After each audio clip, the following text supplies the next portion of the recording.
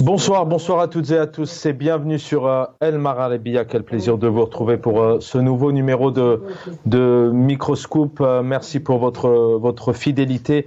Nous allons revenir sur cette... Alors, il y a un petit peu de bruit autour de moi. J'espère que voilà, cela ne vous dérange pas.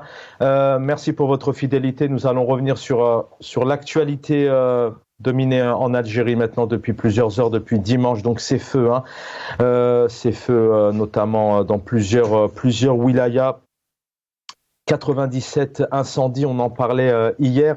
16 wilayas de Jijel en passant par Skikda, Boumerdes, Tizi Ouzou, Béjaïa, une région très, très touchée. On en verra quelques images tout à l'heure. 34 décès encore cette année, en 2023. 24 civils, 10 militaires.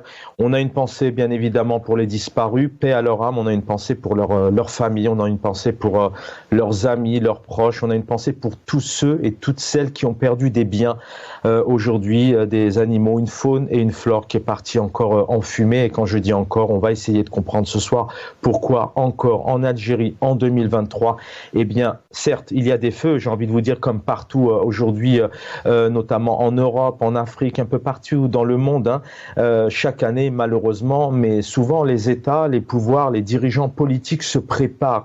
Gouverner, c'est prévoir, gouverner, c'est aussi prendre ses responsabilités, gouverner, c'est anticiper, gouverner, c'est protéger sa population, une population qui donc est censée lui faire confiance, mais on va évoquer cette crise d'illégitimité, notamment en Algérie au sein du pouvoir, qui dure hélas pour le pouvoir depuis plusieurs décennies. Mais quand on voit encore une fois cette année que le peuple est face à lui-même, on peut comprendre pourquoi ce peuple n'en peut plus de ce système, un système donc souhaité donc de changement, notamment dans le cadre de ce Hirak en 2019, un État civil et non militaire.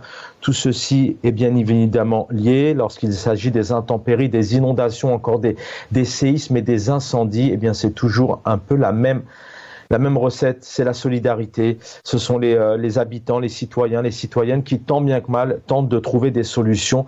On verra encore que c'est quelques images tout à l'heure assez poignantes, mais qui sont réelles, où on a des villageois, des habitants qui, avec des pelles ou encore des seaux d'eau, essayent de sauver leurs biens, essayent de sauver leurs proches, alors que lorsqu'il y a un feu, la première règle, c'est l'évacuation et ensuite les secours qui arrivent. On reviendra bien évidemment sur cette absence totale, encore une fois, de Canadair, malgré les promesses. On écoutera tout à l'heure le ministre de l'Intérieur, le président Abdelmadjid Tebboune, concernant les Canadair, et puis un président qui s'est encore une fois abstenu de faire appel à l'aide. Encore dernièrement, c'est 1,5 milliard de dollars annoncé par Abdelmadjid Tebboune, à injecter, à investir donc au sein de la banque du Brinks. Quand on sait que par exemple un Canadair, c'est aux alentours de 30 millions de dollars pour un Canadair déjà de très bon niveau, eh bien on vous rendez bien compte pour qu'1,5 milliard de dollars, il y a de quoi effectivement essayer d'aider les Algériens afin qu'il y ait plus de tels drames, de drames humains notamment. Dans un instant, j'aurai le plaisir de vous présenter mes vidéos 2023, 2022, mais il y a 2021. Vous allez voir sur ces images très douloureuses, très poignantes, que déjà en 2021, l'Algérie, la Kabylie a souffert. Cette belle région algérienne dans le nord du pays a déjà souffert. Eh bien, depuis, c'est toujours la même situation. Le peuple est face à lui-même.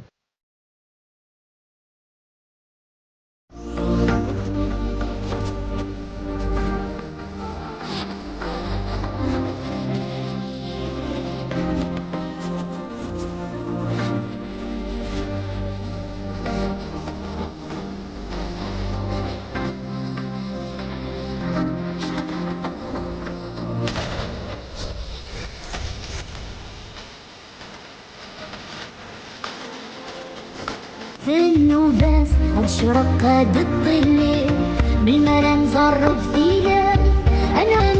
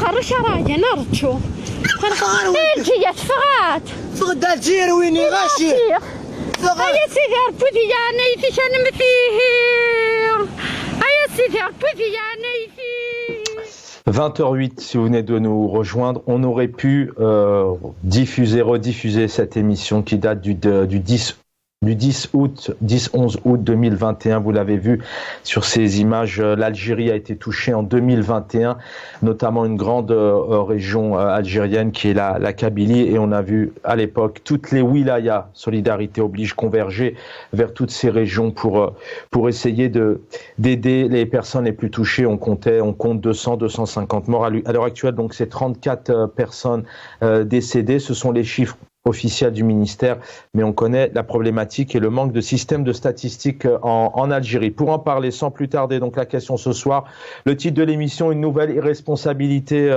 du régime, point d'exclamation.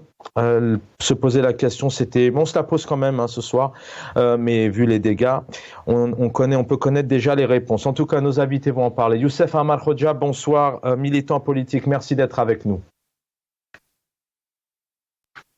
Bonsoir à tous les téléspectateurs de Marabia et l'équipe Marabia et à vos invités. Merci infiniment avec nous. Abderrahim Moussaouer, enseignant, militant politique. Merci d'être présent, cher Abderrahim. Bonsoir Chaban, bonsoir à tous les téléspectateurs de Marabia. Bonsoir à toute l'équipe technique et merci pour l'invitation. Merci à tous les deux. Sans plus tarder, Youssef Amar Khodja, bien évidemment, un mot. On a une pensée, vous avez une pensée aussi, c'est ce que vous me disiez tout à l'heure pour les familles, pour les disparus, pour celles et ceux qui sont dans la douleur aujourd'hui, encore une fois. Toutes les Algériennes et Algériens, aujourd'hui, nous assistons à une autre catastrophe et un deuil. Bien sûr, il y a des dizaines et des dizaines de familles qui sont endeuillées actuellement en Algérie. Donc, je joins mes condoléances aux vôtres et espérant que les blessés vont se rétablir rapidement. Merci pour ces quelques mots. Pareillement, vous me le disiez tout à l'heure, Abderrahim, vous êtes aussi touché, scandalisé, en colère. Vous allez nous en parler, mais touché. On est très ému, on est très touché par toutes ces familles qui sont dans le deuil aujourd'hui. Obligation, c'est-à-dire c'est normal, ce sont nos compatriotes, ce sont des êtres humains, des Algériens, des Algériennes et des Algériens, des familles sinistrées, touchées par les feux. Il y a des victimes, on se pose la question aujourd'hui, est-ce qu'on a pu, le on, il est impersonnel, il est global, mais je pense que la trajectoire, elle sera bien sûr déterminée. Est-ce qu'on a pu tirer des leçons des incendies précédents? Nous avons vu il y a un instant des vidéos des incendies à Tizi Ouzou de 2021. Nous sommes en 2023, c'est-à-dire 2 années après. Moi, je pense que dans un premier temps, il faut témoigner notre solidarité, nous incliner devant les âmes des victimes de ces incendies à Béjaïa, vers principalement le Touja et d'autres régions qui sont touchées par les flammes, sans oublier de rendre hommage à toutes ces citoyennes, tous ces citoyens, tous ces éléments de la protection civile, ces associations, ces soldats qui sont nos frères et sœurs, qui veillent, qui passent nuit et jour à faire face aux flammes. Merci pour ces quelques mots. Youssef Amar Khoja, on va d'abord première réaction. On a tout de même une presse et des médias. Karim Kebir nous expliquait hier, un journaliste, que on a vu ces derniers jours, effectivement, on félicite encore nos bacheliers, et puis on a une pensée pour ceux qui l'auront certainement l'année prochaine. Mais c'est vrai que les médias publics ont été envoyés. On a vu, il y a une couverture tout de même. Et c'est vrai que là, sur cette actualité dramatique, il y a aucun média en Algérie qui est allé sur le terrain pour entendre les habitants, les citoyens, leurs cris. On va en parler dans un instant. Pas de moyens, pas de Canadair. Ça vous étonne, encore une fois, cette presse algérienne qui étouffe cette actualité? Donc on frôle le crime de ne pas apporter l'information utile, parce que maintenant on ne parle plus d'information politique ou autre. C'est vraiment une information utile qui peut sauver des vies. Donc, un bon journalisme aurait pu, par exemple, faire du reporting sur les départs de feu, d'être en contact directement avec les pompiers, avec les gardes forestiers, par exemple. Et voilà, donc, nous voyons que même en état de catastrophe, la catastrophe elle-même est étouffée, au lieu que le feu soit étouffé par les efforts de l'État et des populations, et permettre aux populations de se défendre contre une catastrophe. Nous voyons qu'on étouffe l'information utile. Que dire de la liberté d'expression? C'est peine perdue tout de même aujourd'hui, parce que c'est grâce aujourd'hui, on remercie les téléspectateurs, c'est grâce à vous qu'on puisse diffuser et montrer aux Algériens, aux Algériennes, mais aussi à tous ceux qui nous regardent à travers le satellite dans le monde. Youssef Amar Khoja, aujourd'hui en 2023, le pouvoir, c'est peine perdue de ne pas aller sur le terrain, de vouloir diffuser ça aux Algériens, aux Algériennes, car les images, nous les avons, nous les avons même en live, et c'est même encore mieux. Et merci aux internautes. Le régime totalitaire démontre encore qu'il est complètement noyé dans ses règlements de compte et ses luttes entre de clans.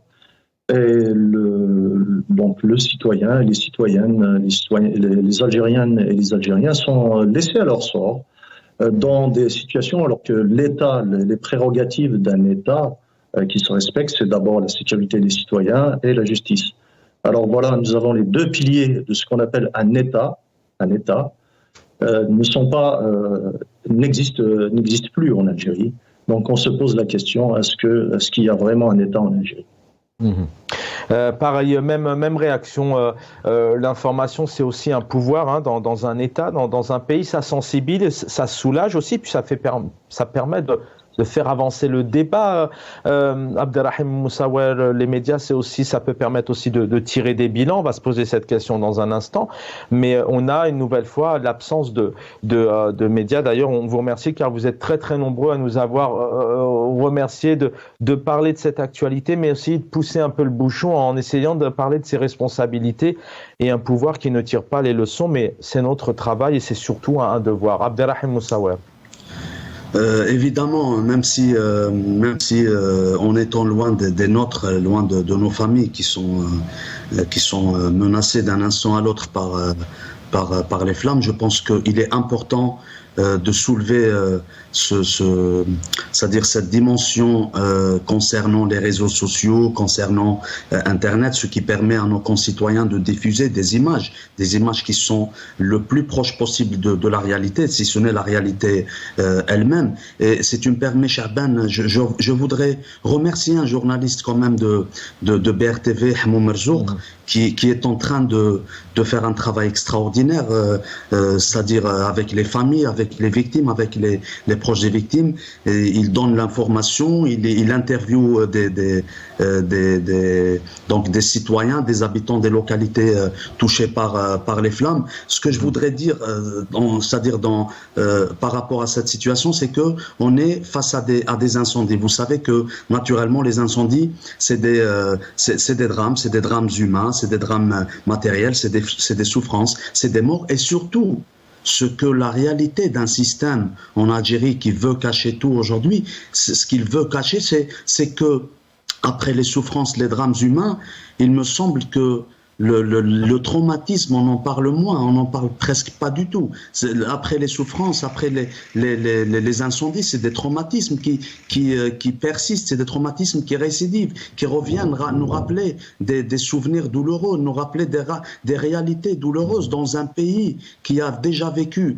Aujourd'hui, on peut dire que l'Algérie fait partie de ces pays qui vivent régulièrement des incendies au mois de juillet, mois d'août, en été. On se pose la question, est-ce que nous avons appris de cela? Est-ce qu'on a appris, tiré des leçons? Je pense que ce débat doit être mené. Sinon, pour les journalistes, justement, en parlant de la presse, dans un pays qui se respecte, dans un État qui se respecte, la presse occupe ce qu'on appelle le quatrième pouvoir. Est-ce que ce quatrième pouvoir en Algérie joue son rôle comme il le faut? Je ne pense pas. Il est là pour nous dire que le pouvoir algérien, pour le gouvernement, a pu acheter des Canadair, il a pu commander des Canadair. Il nous parle d'un président qui tient les discours d'une cafétéria. Il nous parle d'un président qui s'adresse à des industriels américains en disant je vais vous acheter 2-3 Canadair, en croyant que l'Algérie est une grande braderie et qu'on est dans une braderie. Tout simplement, on a la question de la responsabilité, elle revient. Et puis peut-être, je parle du pouvoir, des différents pouvoirs, mais aussi du pouvoir judiciaire aujourd'hui, parce que c'est un tout, c'est un ensemble complexe, constitué de plusieurs façades qu'utilise le système néocolonial en Algérie. On décortique tout ça, bien évidemment, dans quelques instants, et ceci est lié. On se posera cette question, est-ce qu'aujourd'hui on peut parler d'échec aussi à ce niveau-là? On va écouter ce message, ce témoignage poignant. Ou Salah, du côté de Toudja, vous allez voir cette personne qui vraiment est dans le désarroi total, qui a tout perdu. دايثورا ماشي بان شحال يوكلنا فور بيدي هي الشيفر اكزاكت الشيفر اكزاكت وطن 16 بيرسون جمع ماشي سميس طمطوف جمع ورده النيس اسلام النيس ثمان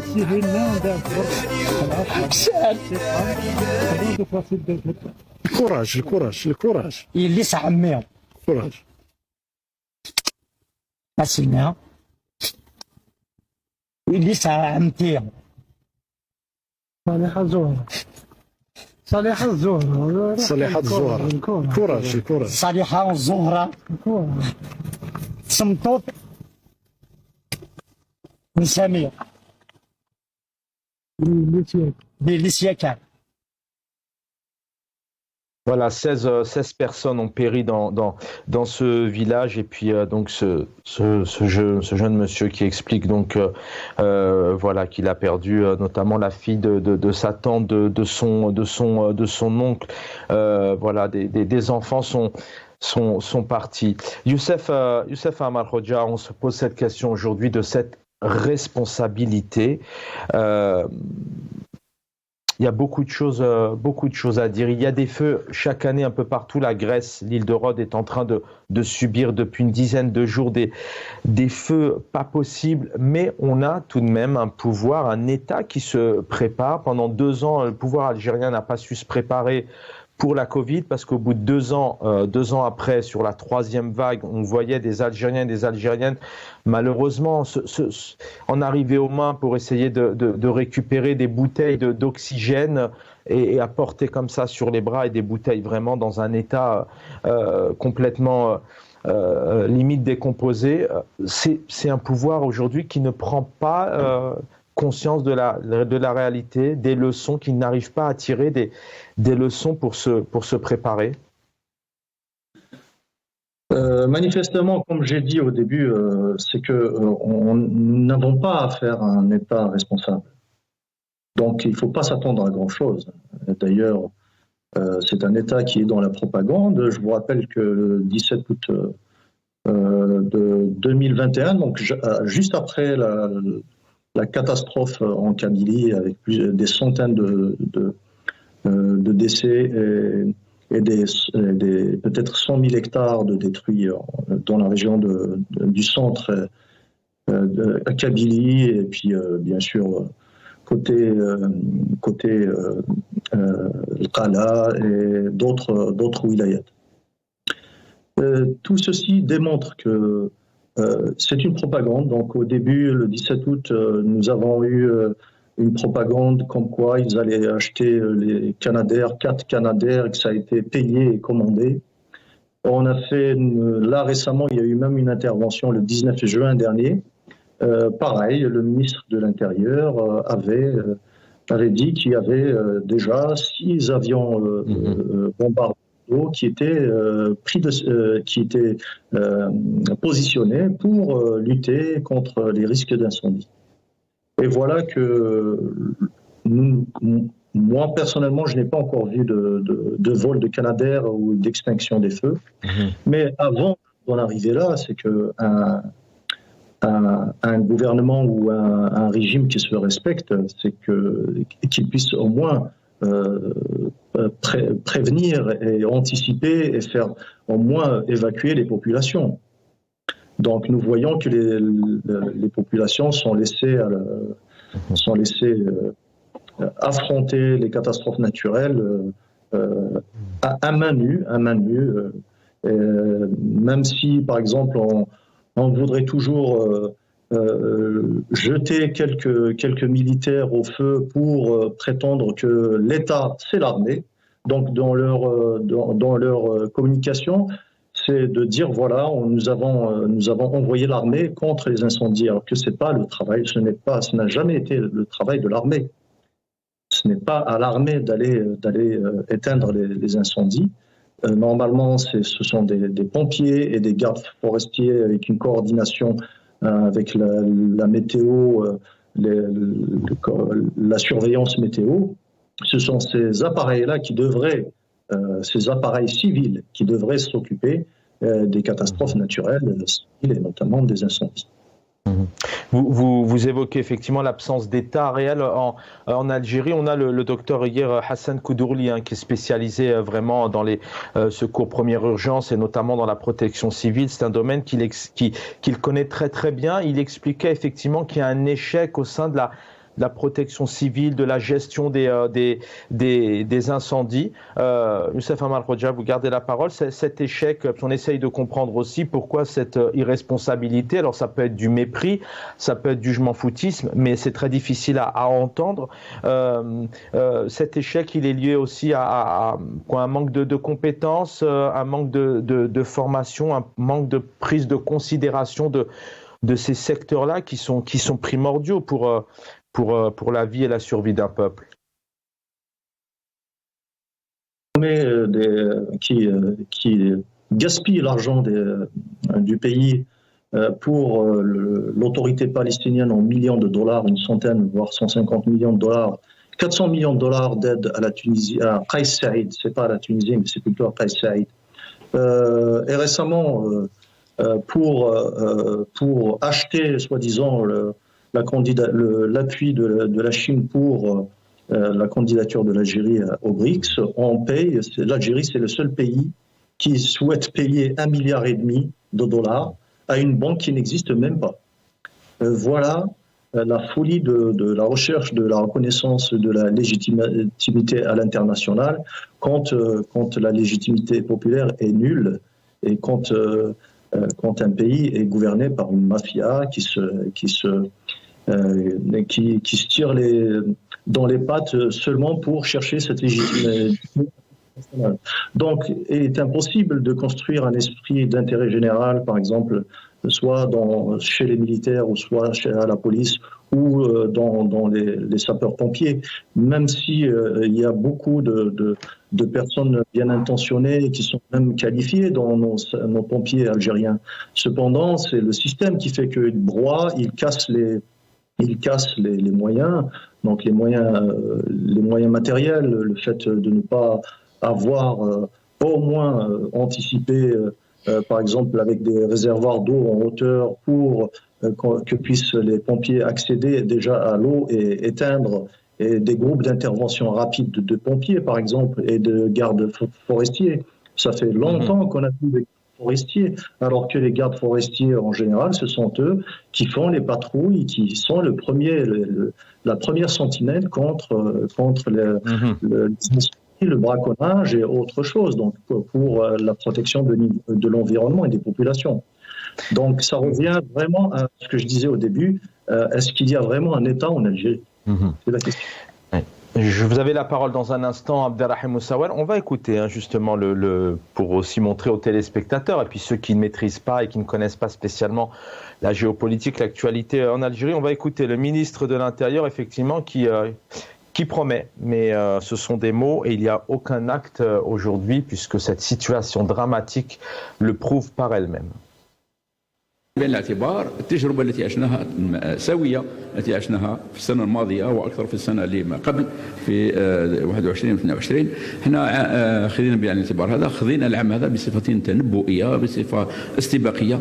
كل الإجراءات وكل يعني عززنا كل الإمكانيات وعززنا كل القدرات حتى نواجه مثل هذه الصعاب. فبالنسبة لسؤالكم مثلا بالنسبة للطائرات القذيفة الحمد لله احنا اضطرينا باش نتعاقدوا مع شركه من امريكا الجنوبيه من شيلي بالضبط.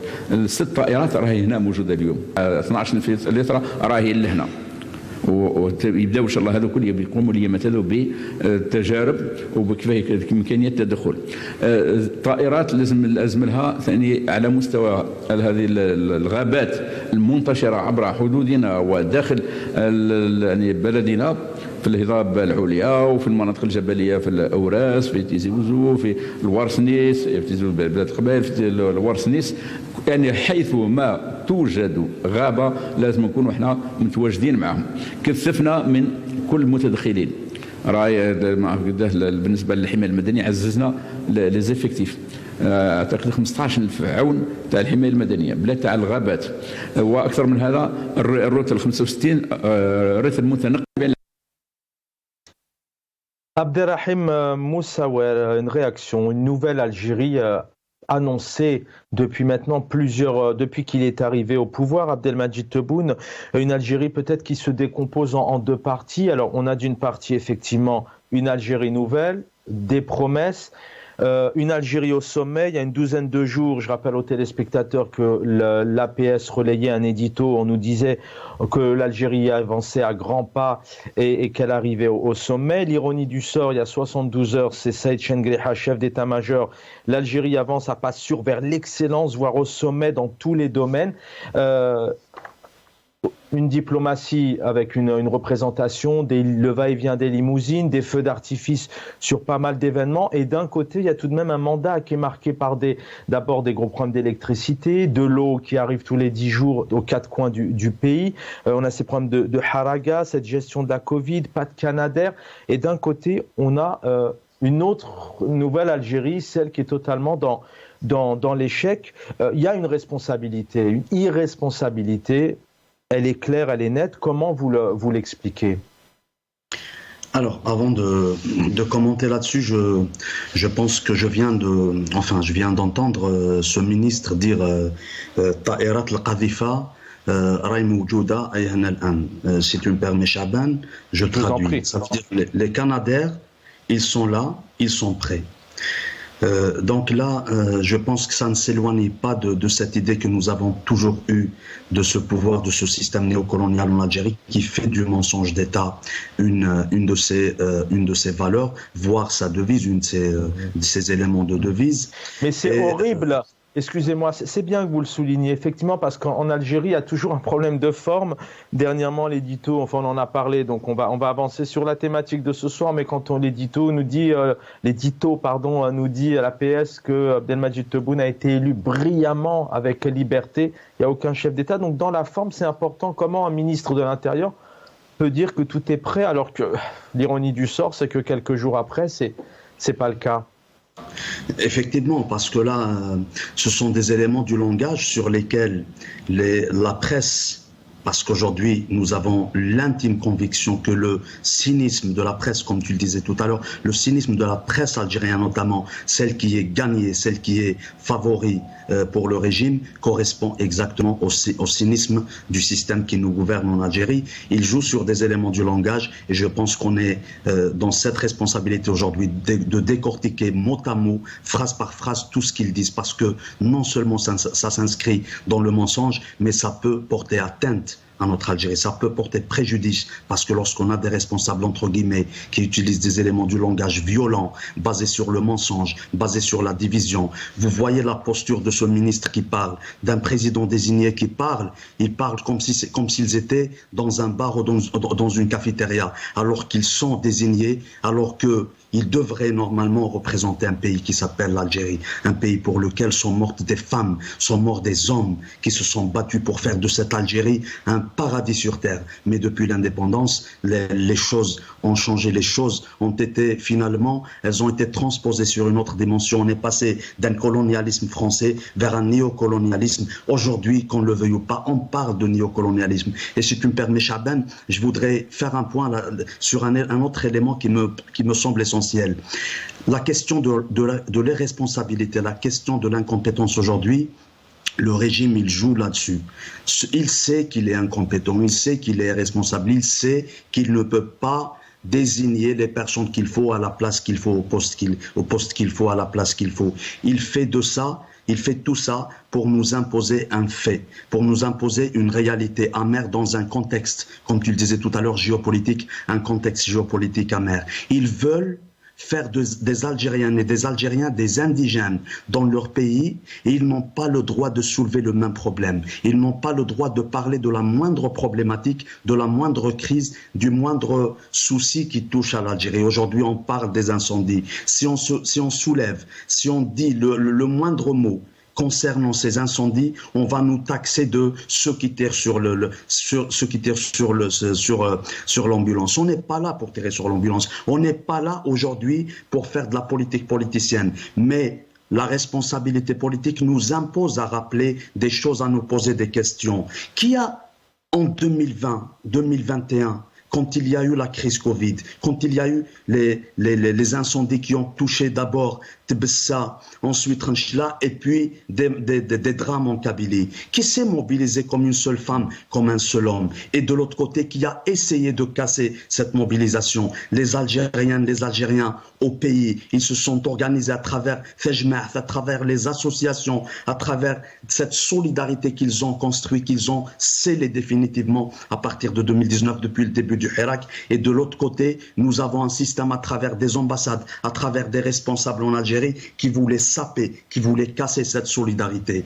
Qui travaille aujourd'hui, dès qu'on voit un feu de forêt, les Algériennes et les Algériens, qu'est-ce qu'ils prennent, Chaban? Ils prennent des seaux d'eau, ils prennent des pelles, inconsciemment ou même consciemment, parce qu'ils savent que ce système en place, il ne veut pas régler les problèmes des Algériens. Il ne veut pas mettre en place les moyens nécessaires pour que le peuple puisse vivre dans la sécurité.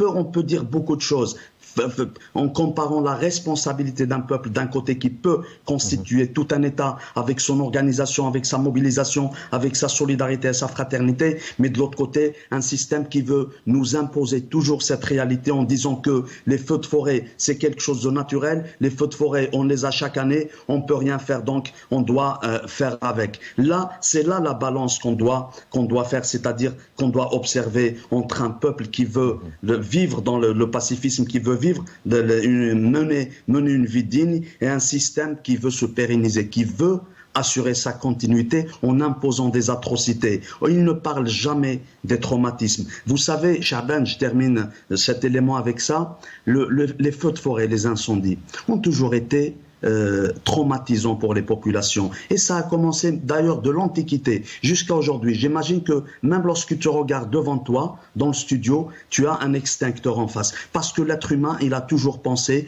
que le feu, si ça se déclenche, c'est un élément très dangereux et ça peut laisser des traumatismes. Avec tous les traumatismes que le peuple a vécu depuis l'indépendance, je dirais même, cette forme d'organisation citoyenne, qui date des millénaires jusqu'à aujourd'hui, bien sûr, elle a été empêchée durant la période coloniale, jamais ça n'a été empêché que depuis 2019, c'est-à-dire le début du Hirak. Parce que le système en Algérie, il sait que le peuple, il peut se mobiliser. Le peuple, il veut construire son pays. Le peuple, il veut travailler. Le peuple, il veut trouver des solutions aux problèmes algériens. Aujourd'hui, c'est le même système qui empêche la création d'associations, qui empêche en Kabylie et même dans d'autres régions des associations de s'organiser, sauf lorsqu'il s'agit d'associations qui soutiennent un système finissant, un système cynique, un système qui ne veut pas reconnaître son échec. Mais aujourd'hui, l'échec, il l'a transformé en volonté de se maintenir. Youssef Amar Khoja, votre point de vue, votre analyse, c'est vrai que là, on vient de vous entendre tous les deux, hein, et c'est peut-être dans la continuité de ce que vous disiez, mais l'objectif d'un État, si on peut l'appeler comme cela, même si vous venez de donner vos arguments et qu'il y a une absence d'État en Algérie, en quoi et comment le pouvoir a tout à gagner à laisser un peuple à ne pas évoluer. L'Algérie a tous les moyens depuis 60 ans maintenant d'approvisionner l'eau courante, par exemple, dans tous les foyers, alors qu'aujourd'hui il y a un business d'eau courante, de citernes en Algérie. Qu'est-ce qu'il a à gagner aujourd'hui? C'est parce qu'Abdelmadjid Tebboune, malheureusement, on lui donne pas la possibilité de faire ce chèque et d'acheter des Canadair? Est-ce qu'il est maintenu, il est menotté et il n'a pas accès? C'est ce système politico-militaire, comme ont pu l'évoquer notamment le président français entre autres, mais on sait que les militaires en Algérie ont un poids lourd. Comment vous expliquez justement cette absence, cet échec? L'absence de tout acte régalien et de l'État contre des catastrophes naturelles est un symptôme d'absence d'État et d'une grande corruption qui fait que les clans du pouvoir sont noyés dans leur lutte interne. Donc le fait que pour eux, le plus important, c'est de chercher, comme j'ai dit au début, c'est de chercher la validation des puissances étrangères, parce qu'ils savent pertinemment qu'ils n'ont aucune légitimité vis-à-vis des Algériennes et des Algériens. Donc, gouverner, c'est de prévoir. Pour eux, ça n'a aucun sens. Pour eux, c'est prévoir comment le coup de l'autre clan en avance et comment mettre en difficulté l'autre clan et comment maintenir leur monopole économique et leur monopole politique. C'est ça la question. Donc pour eux, qu'il y ait par exemple des centaines de milliers d'Algériens qui vont mourir, qu'on puisse le mettre sur le dos de la catastrophe naturelle, il n'y a aucun souci. Donc il faut vraiment comprendre quelle est la nature de ce pouvoir. Ce ne sont pas des gens qui sont là à discuter l'intérêt général. C'est pas leur souci, l'intérêt général. Ce qu'il y a, c'est qu'ils achètent un peu la paix sociale grâce à la rente des hydrocarbures, mais à part ça, ils ne s'occupent que de se maintenir maintenir les rênes du pouvoir. Et comme la lutte est très intense en ce moment pour le mandat présidentiel de 2024, donc ils ne sont. D'ailleurs, il n'y a aucun moyen comptable, ou il n'y a aucun appareil comptable, notamment il n'y a pas de presse libre ni de justice libre pour qu'ils puissent, pour que les Algériennes et les Algériens puissent les pousser à rendre des comptes. Donc ces gens-là, comme on vient de le dire, on l'a vu depuis 2021, il y a eu des promesses des promesses en l'air sur les Canadair, les B200 qui étaient soi-disant disponibles. Je me rappelle, Shulor News avait fait une publicité immense sur ces avions à forte capacité de largage d'eau, qui sont des avions qui peuvent utiliser bien sûr l'amérissage pour remplir les soutes en eau. Voilà, et là on voit rien de tout ça. Rien de tout ça. Où sont les 4 B200 par exemple? Alors qu'avec les 4 B200, si dans un état normal, on aurait pu. Je crois qu'on a même plus de moyens que la Grèce. Alors que par exemple, ce qui s'est passé en Grèce, la Grèce avait déjà fait intervenir pour l'évacuation des populations en danger. Donc d'abord évacuer les populations, ensuite cerner et étouffer les feux. Bien sûr, il y a aussi en amont, il y a tout un système d'alerte. Oui, c'est ça. Ce qui est intéressant, c'est qu'en amont, sur l'organisation d'un gouvernement, on va dire normal, c'est qu'on entend, dans le cadre d'une pandémie, on va entendre un ministre de la Santé qui fait un bilan, qui fait des propositions. Parfois, les responsables aussi sont devant le Sénat, l'Assemblée, et puis aussi la justice. C'est qu'à la fois en Algérie, donc on ne rend pas des comptes. Il y a ce manque de justice aussi, puisque c'est vrai que voilà, depuis 2021, on a essayé, enfin en tout cas en Algérie, ils ont tenté d'aller récupérer comme ça quelques suspects, mais on n'a jamais vu en 2021 un ministre de l'Intérieur répondre aussi de ses responsabilités, comment il a géré la situation. Ça sera la même chose cette année, Abderrahim Moussaouel. Vous pourrez aussi réagir, parce que la justice, c'est ça qui fait aussi qu'on avance. Qui est responsable devant ces actes pour justement que les problèmes et les drames ne se renouvellent pas? Puisque vous en parlez, il est important de souligner que dans un état de droit, dans une république qui se respecte, où il y a vraiment des institutions, parce que lorsqu'on parle d'un état de droit, on parle d'institutions légitimes. Et en parlant d'institutions légitimes, on parle de pouvoir libre et indépendant, pouvoir judiciaire, pouvoir législatif, pouvoir exécutif. Or, en Algérie, le pouvoir exécutif, le pouvoir législatif ne sont que des appareils utilisés en façade pour montrer un semblant de démocratie à l'international. Et ce qui est encore plus dangereux, c'est cet appareil judiciaire qui est utilisé, qui est entre les mains du système néocolonial en Algérie. Là, ce qui se passe aujourd'hui et ce qu'il se passera malheureusement toujours avec ce système néocolonial, c'est que lorsque le premier magistrat du pays dit en 2021, puisque là je parle aussi des incendies, que les incendies en Kabylie étaient des incendies d'origine criminelle. Lorsqu'on parle de ça, ça veut dire qu'il devrait y avoir une enquête ouverte. Quelles étaient les résolutions de cette enquête? Est-ce que cette enquête a été menée?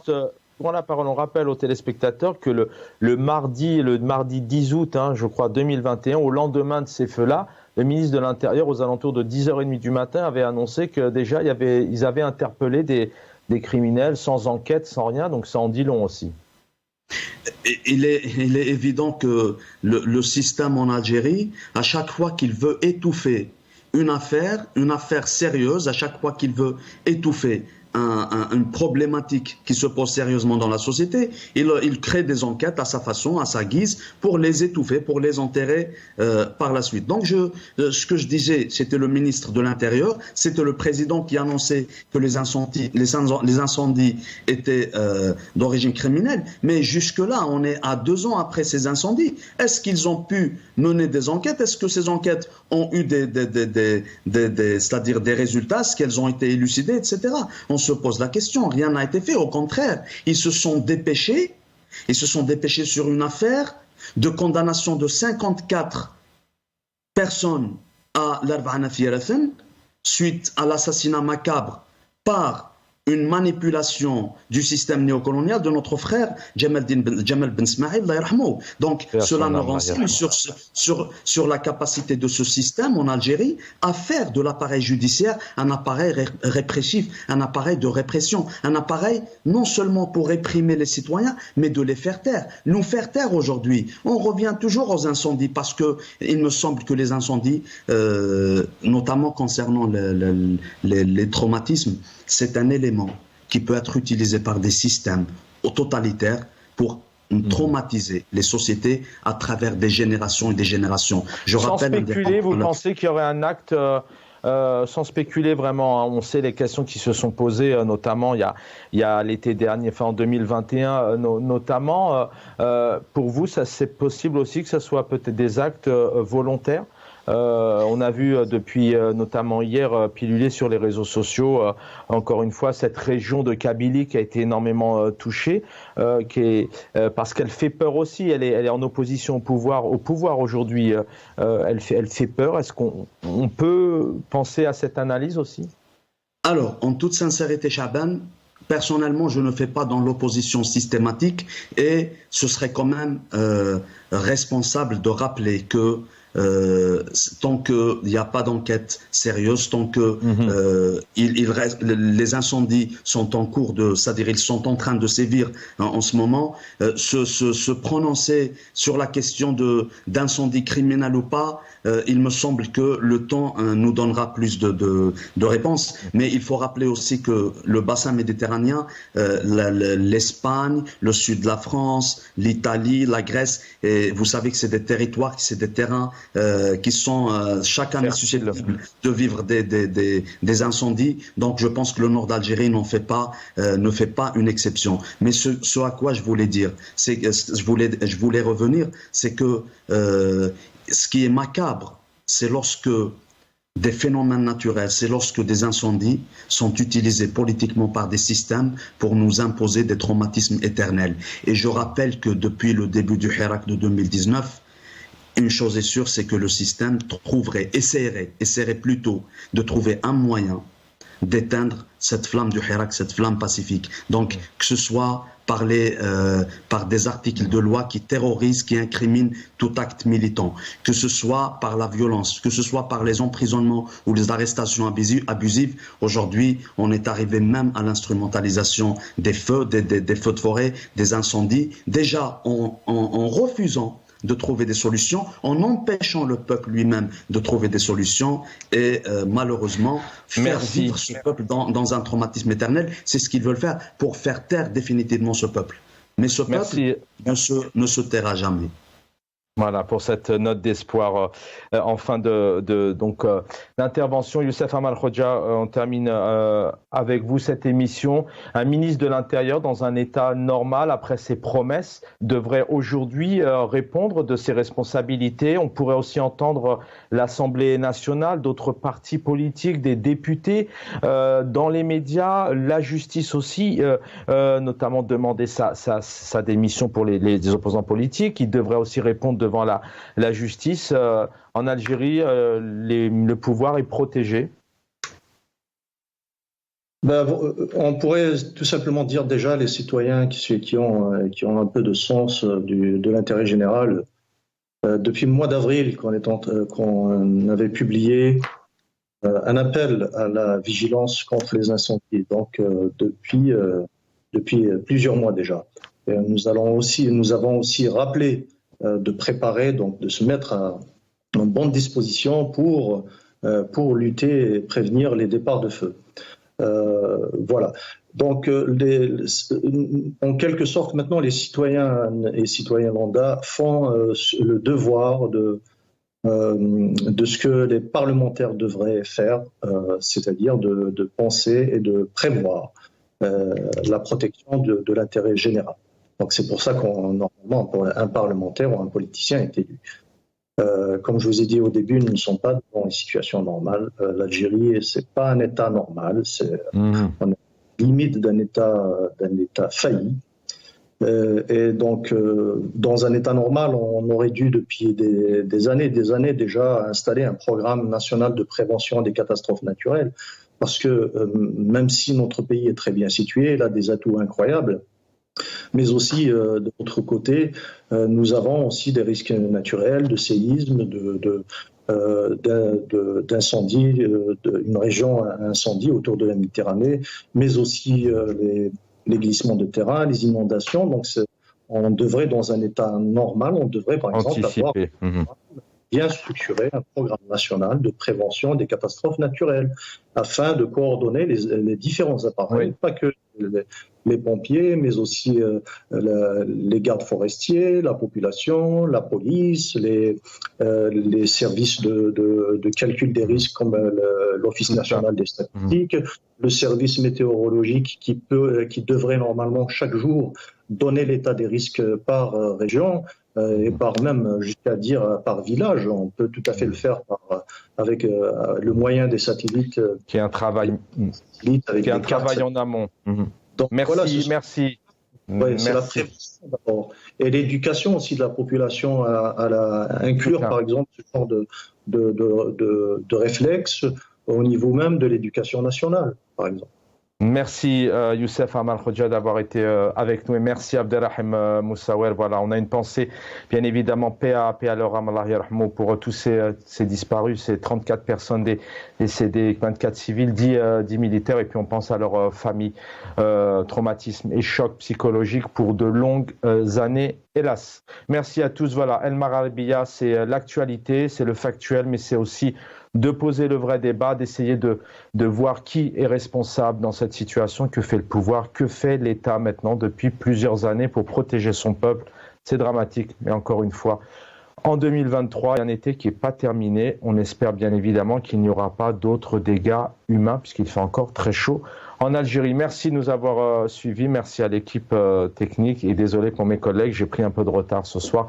Bonne soirée à tous sur El Maralbiya, prenez soin de vous.